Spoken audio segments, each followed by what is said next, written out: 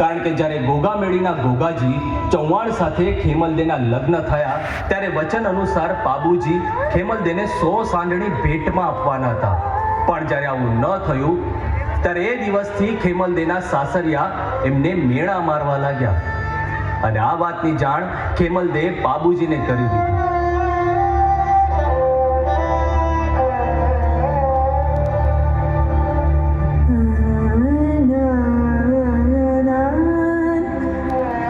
જેઠાણી, આપે મને બોલાવી?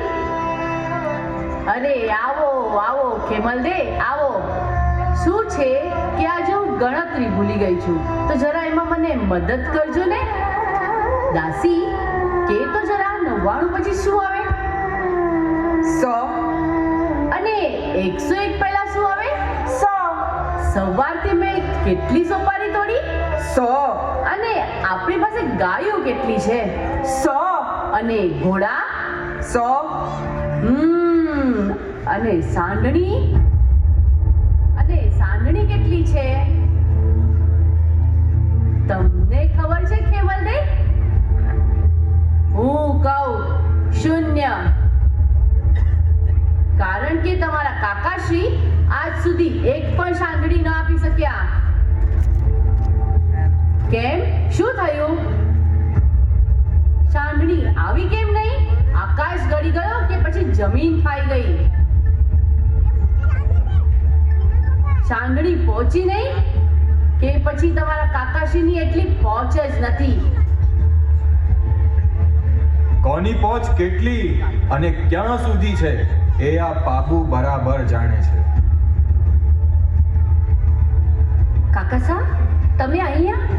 ખોવાયેલી સાંઢણીઓ ગોતવા આવ્યા છે. ના વેવાણ, આટલું બધું હોવા છતાં તમને સાંઢણીઓની ખોટ વર્તાતી હતી એટલે એ ખોટ પૂરવા આવ્યો છું. તમારી ગણતરીમાં ભૂલ ન થતી હોય તો જરા બહાર નજર કરી ગણી લ્યો. હું ખેમલ માટે લંકેશ્વરી સિંધથી 100 સાંઢણીઓ લાવ્યો છું. હું હમણાં જ ગણી આવું. હુકુમ. કાકા સાહેબ, તમે મારા માટે 100 સાંઢણી લઈ આવ્યા. હું તમારો આ ઉપકાર કઈ રીતે ફેડીશ?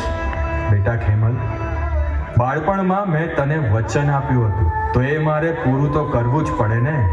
ખરેખર કાકા સાહેબ, આજે તમે મારી લાજ રાખી છે. તમે આજે મારા કાકા બનીને નહીં પણ મારા પિતા બનીને આવ્યા છો. અખંડ સૌભાગ્યવતી ભવ. શેઠાણી, શેઠાણી, આ તો પાંડા જેવી તગડી 100 સાંઢણીઓ છે. શું?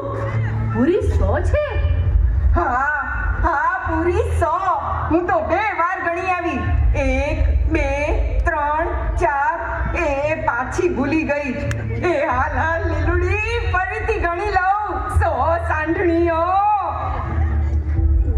દેવાણ, અમે તમને સોના કરતા એ અણમોલ દીકરી આપી, છતાંય તમારો જીવ હજી 100 સાંઢણીમાં જ પડ્યો છે.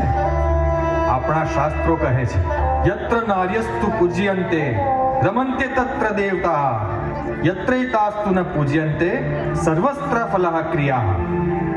અર્થાત જ્યાં જ્યાં નારી પૂજાય છે ત્યાં ત્યાં દેવ વાસ કરે છે અને જ્યાં જ્યાં નારીની પૂજા નથી થતી ત્યાં ત્યાં સર્વ કાર્ય વિફળ જાય છે.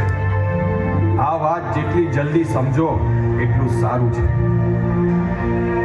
અને હા, એ ભૂલતા નહીં કે અમે રાઠોડ ભલે દીકરીના ગળનું પાણી ન પીએ પણ દીકરીના આંખે પાણી આવવા પણ ન દઈએ.